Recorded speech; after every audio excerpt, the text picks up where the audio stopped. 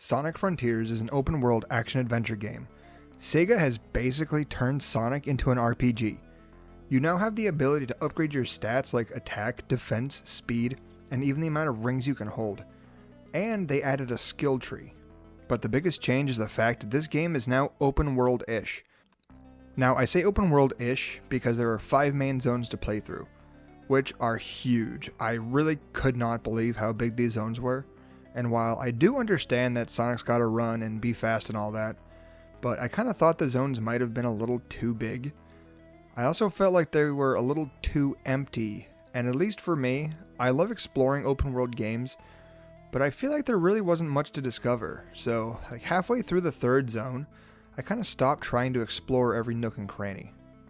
And in each zone, you'll find all the things that you would expect to find in an open world game.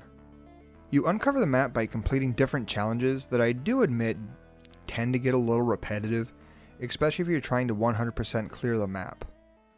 You'll find collectibles called memory tokens which help progress the story once you've collected enough to give to your friends, and other items that you find help upgrade your stats. Or others will unlock the portals to cyberspace, which are the traditional Sonic levels. And after completing challenges within these levels, like getting an S rank, which, can I say, I think that some of the times to achieve an S rank were very generous in most stages, to the point where I thought that there was absolutely no way I was getting an S rank, but there it was at the end of the level.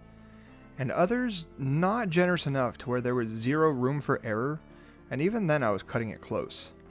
Other challenges include collecting all of the red stars and finishing with a certain amount of rings, and completing these challenges give you more keys to unlock the vaults to get to the Chaos Emeralds. You can also get these vault keys by defeating enemies, but they're kinda rare, so I personally found it a lot easier just to complete the challenges in each level. You'll also find a ton of obstacle courses that almost feel like a mini level, which made traversing the maps and collecting the character tokens way more fun. You can even go fishing, which I don't know why Sonic needed to go fishing, but I'm not complaining. I had fun with it. I mean, that is why we play action-adventure games. To go fishing, right? And after finally collecting all of the Chaos Emeralds, you get to turn into Super Sonic, and you go to fight the boss of each zone. I wasn't really crazy about the boss fights, I honestly found them to be a bit annoying, but the music, oh my god, the music. I love the heavy metal that played during the boss fights, and after beating the boss, you're then transported to the next zone and the Chaos Emeralds scatter, and the cycle starts over.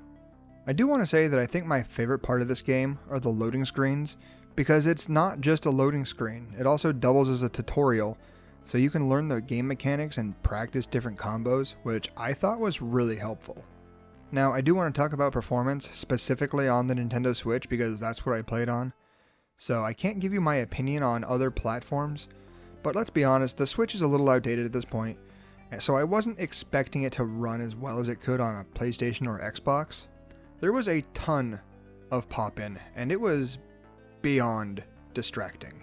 Everything else in this game looked muddy and just really bad in general, especially in handheld mode, so I did play the majority of the game docked, which really wasn't that much better, but by the time I got to the end of the game, it wasn't really bothering me as much.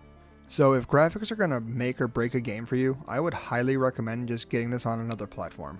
And I don't really think I ran into any frame rate drops, at least as far as I could tell, which really surprised me, because there were times where there was a lot going on the screen.